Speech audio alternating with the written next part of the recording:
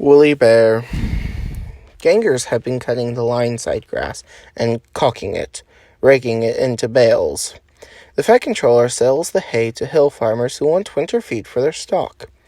At this time of the year, when Percy comes back from the harbor, he stops where they had been cutting. The men load up his empty wagons, and he pulls them to Fagquaw. Toby then takes them to the hills. The farmers collect the hay from Toby's top station. When in the wagons, the hay is covered to prevent it blowing about, but on the line side, it is stacked in the open air to dry. Wheesh! Percy gave his ghostly whistle. Don't be frightened, Thomas, he laughed. It's only me. Your ugly phiz is enough to frighten anyone, said Thomas crossly. You're like, ugly indeed. I'm a green caterpillar with red stripes, continued Thomas firmly. You crawl like one too. I do not. Who's been late every afternoon this week? It's the hay. I can't help that, said Thomas.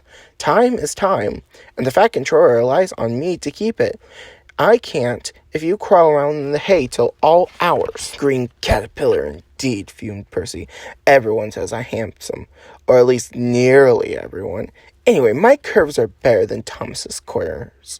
He took his trucks to the harbor and spent the morning shunting. Thomas says I'm always late. He grumbled, I'm never late, or at least only a few minutes. But what's that to Thomas? He can always catch up further down the line. All the same, he and his driver decided to start out early. It was most unfortunate that just before they did, a crate of treacle was upset all over him. They wiped the worst off, but he was still sticky when they puffed away. The wind rose as they puffed along. Soon it was blowing a gale. Look at that, exclaimed his driver. The wind caught the pile of hay, tossing it up and over the track. The gangers tried to clear it, but more always came.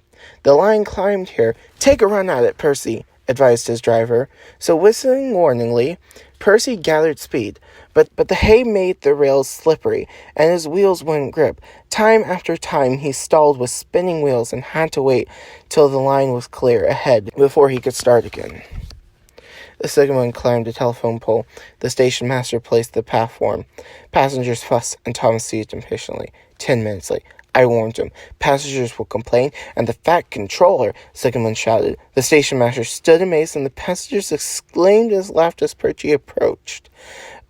Sorry I'm late, panted Percy. So I should hope, scolded Thomas. But he spoiled the effect as Percy drew alongside. Look what's crawled out of the hay, he struggled. What's wrong? Asked Percy. Talk about hairy caterpillars, puffed Thomas as he started away. It's worth being late to have seen you. When Percy got home, his driver showed him what he looked like in a mirror. Bust my buffers, exclaimed Percy. No wonder they all laugh. I'm just like a woolly bear. Please clean me before Toby comes. But it was no good. Thomas told Toby all about it, and instead of talking about sensible things like playing ghosts, Thomas and Toby made jokes about woolly bear caterpillars and other creatures which crawl about in the hay. They laughed a lot, but Percy thought they were being rather silly indeed.